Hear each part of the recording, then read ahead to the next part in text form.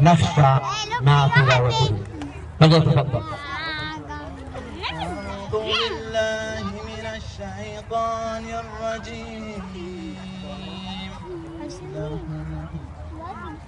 ومن أحسن قولا ممن دعا إلى الله وعمل صالحا وقال إنني من المسلمين.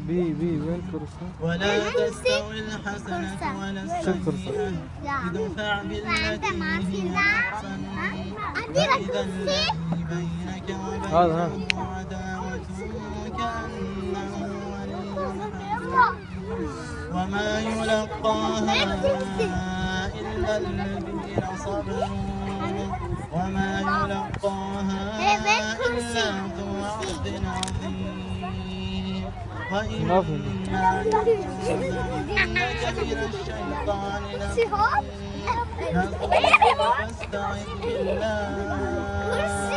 فاستعذ بالله إنه هو السميع العليم. صدق الله العظيم. جزاك الله ألف خير. وأرجو من